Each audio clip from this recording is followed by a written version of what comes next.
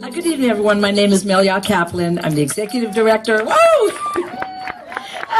Thank you, my fan club, and founder of Voice for the Animals. And I want to thank you all for joining us this evening. And I want to thank especially Linda Gray Heights. Where's Linda? There she is. For making this possible because of her generosity, opening her beautiful, amazing home to us, and providing us with elegant wine from her personal wine cellar, which I hope you're all enjoying at this moment. And I would also like to thank Eric Weiss for producing the event, for Mon Rose for the gourmet vegan food, and a special thank you to the event committee.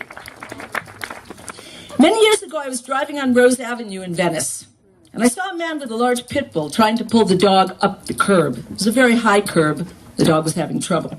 Suddenly, the man who was wearing heavy army boots began to kick the dog right in front of my eyes. He broke her knees. I couldn't believe what I was seeing. He realized I saw him, and so he dragged the dog across the street behind Gold's Gym.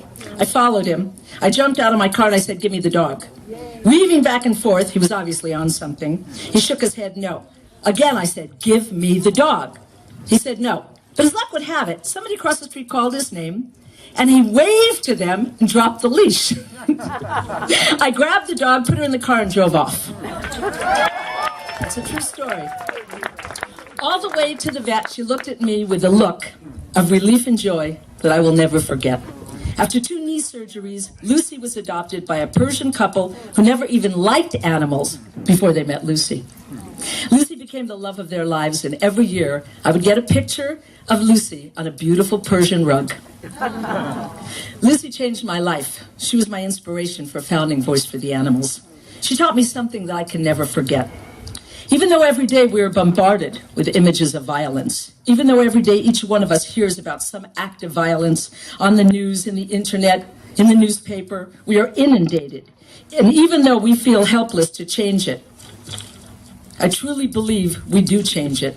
I truly believe everyone in this room has changed it. Anyone who has helped an animal in need creates the antidote to violence, compassion. Every time we help an animal, we are helping to dissolve violence. Every time we help an animal heal, a part of us heals too. Every time we save an animal's life, a part of us blossoms. Every time we see an animal's eyes change from hopelessness to hope, from sadness and terror to joy and love, a part of us changes too. I want to thank each of you for being such a powerful voice for the animals, and to quote Margaret Mead, "Never doubt that a small group of thoughtful, committed citizens can change the world. Indeed, it's the only thing that ever has."